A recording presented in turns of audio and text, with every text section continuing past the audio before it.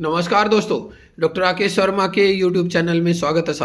साथियों आज का हमारा विषय रहेगा हरियाणा के अंदर न्यू एजुकेशन पॉलिसी। तो साथियों, जो न्यू एजुकेशन पॉलिसी है इसके बारे में हम बात करेंगे। इससे पहले थोड़ा सा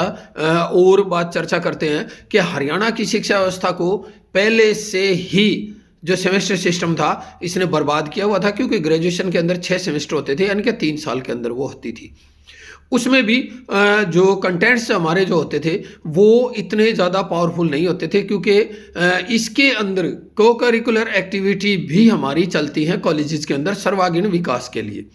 तो वो जो है केवल फॉर्मेलिटी रह गई थी सेमेस्टर आने के बाद। और अब न्यू एजुकेशन पॉलिसी आने के बाद तो वो को करिकुलर एक्टिविटी तो बिल्कुल ख़त्म हो चुकी हैं, केवल और केवल कागजों में रह चुकी हैं। और सबसे बड़ी समस्या क्या होगी कि जो 4 विषय पढ़ के बच्चा एक बीए कर लेता था, एक बीकॉम कर लेता था या एक बीएससी कर लेता था, अब उसको 8 विषय जो है 8 या 9 विषय पढ़ने पड़ेंगे। अब जो बच्चा साइंस स्ट्रीम से डर के बीए के अंदर आया था, उसने 8 विषय को चुना था, अब उसके ऊपर वो फिर थोप दिए गए। इसका सबसे बड़ा नेगेटिव क्या हो रहा है साथियों कि बच्चा जो है सेमेस्टर क्लियर नहीं हो पाता, क्योंकि जिस बच्चे ने कभी बॉटनी में इंटरेस्ट ही नहीं है, मैथमेटिक्स में इंटरेस्ट नहीं है, जूलॉजी में इंटरेस्ट नहीं है, केमिस्ट्री में नहीं है, फिजिक्स में नहीं है, और उसको उस विषय को पास करने के लिए कह दिया जाए, या तो वो नकली पास करना पड़ेगा,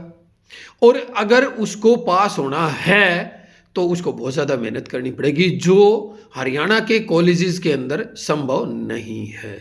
तो या तो ये बहुत बड़ा एक षड्यंत्र है कि जो ग्रामीण परिवेश के जो बच्चे हैं, जिस तरह से अंग्रेजों ने कहा था कि भारतीय लोगों को एक सस्ते क्लर्क जो तैयार करने थे, ऐसी शिक्षा व्यवस्था दी थी। तो या तो कुछ ऐसा चल रहा है कि जो हरियाणा के जो ग्रामीण परिवेश के बच्चे हैं उनको ग्रेजुएशन ही क्लियर ना हो,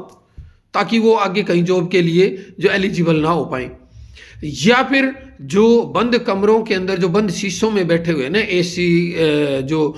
ऑन करके एसी गाड़ियों में बैठे हैं, बहुत मोटी मोटी तनख्वाह ले रहे हैं, वो क्या चाहते हैं कि ये लोग पीछे रहें और आप लोगों के बच्चे जो है ना विदेशों में पढ़ते रहें, और वो आके आराम से जो है ना एलिजिबिलिटी भी पूरी करें और टेस्ट भी क्लियर करें। अभी सेमेस्टर के अंदर देख लेना आप कि कोई भी बच्चा जल्दी से यूजी को या इसको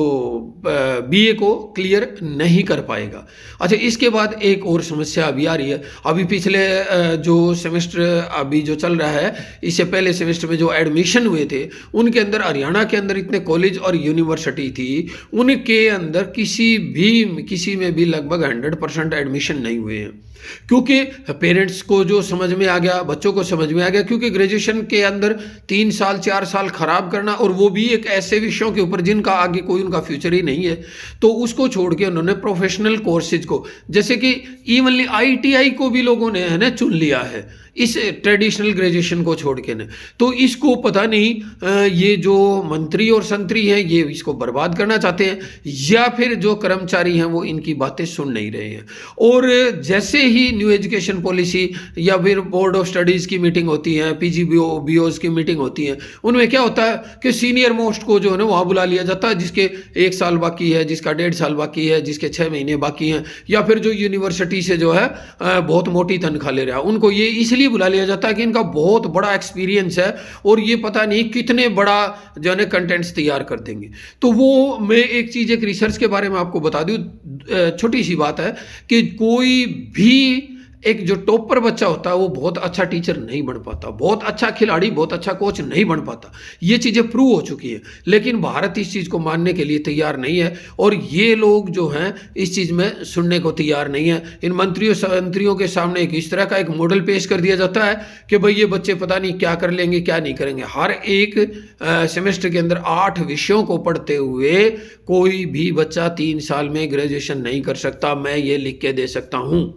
और शायद यही हरियाणा के लिए एक बहुत बड़ा एक नेगेटिव रहेगा, क्योंकि इसका जो परिणाम आएगा वो 5 साल के बाद, तब तक बहुत देर हो चुकी होगी, और इस दौरान जो निकलने वाले बच्चे हैं रोजगार तो मिलेगा ही नहीं उनको, और हो सकता है कि वो कोई दूसरी स्ट्रीम पकड़ ले, कोई दूसरी लाइन या क्राइम वगैरह की तरफ अगर निकल गए, तो इसके लिए जिम्मेवार ये आज जो एजुकेशन पॉलिसी बनाने वाले हैं ये होंगे, और उससे बड़े जिम्मेवार होंगे ये मंत्री, जिन लोगों को जिनको जो है ना लोगों ने वोट देके जिताया हुआ है। तो इन मंत्रियों की आंखें खोलने के लिए इस वीडियो को थोड़ा सा ऊपर तक पहुंचाएं। और जो ये कंटेंट्स जब तैयार किए जाते हैं, इसके अंदर नए जो न्यूली टीचर्स हैं वो कुछ करना चाहते हैं, उनको इसमें शामिल किया जाए। इसमें ठीक है, हमारे पुराने अनुभवी हैं, उनका हमें मार्गदर्शन की ज़रूरत है, उनसे मैं माफ़ी चाहूँगा। लेकिन जो आदमी 40 साल पहले एमए कर चुका है वो आज की एमए के कंटेंट्स तैयार करे, ये थोड़ा सा जो है ना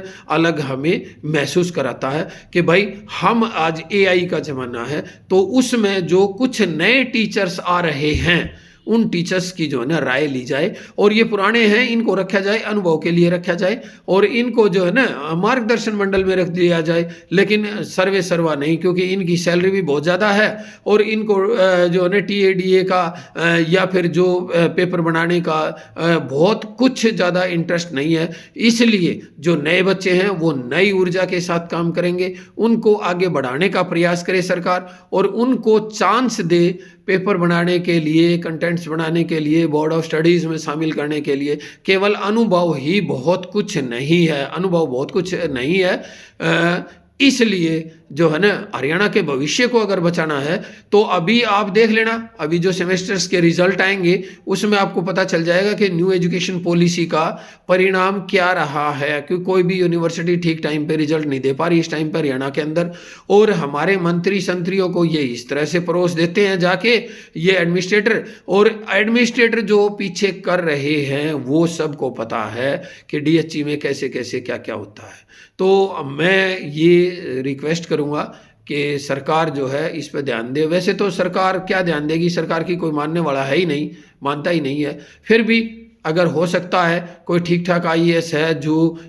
हमारे भारत को, हमारे स्पेशल हरियाणा को आगे बढ़ते हुए देखना चाहता है, तो इस न्यू एजुकेशन पॉलिसी में थोड़ा सा ध्यान दे, और दूसरा जो ये सेमेस्टर सिस्टम है ना इसको ख़त्म करे। अदरवाइज ये शिक्षा का भला नहीं हो सकता, क्योंकि आप ग्राउंड लेवल पे आके देखिए, और वहाँ जो आप लोगों के पास जाते हैं वो यस मैन की भूमिका निभाते हैं, टीएडीए लेके चाय पी के, और वहाँ से बहुत अच्छे से ईजीली आराम से अपने घर आके सो जाते हैं। लेकिन बच्चों के भविष्य की चिंता आप एक बार कॉलेज में आके देखिए, आप एक बार ग्राउंड में आके देखिए, क्योंकि आप एक दिन कभी अगर टाइम मिलता है तो एक दिन आ जाते हैं, उस दिन सारी व्यवस्थाएं ठीक हो जाती हैं, लेकिन व्यवस्थाएं ठीक नहीं हैं। इन्हीं शब्दों के साथ अगर किसी को बुरा भी लगा हो तो मुझे इससे कोई फर्क भी नहीं पड़ेगा। जय हिंद, जय भारत।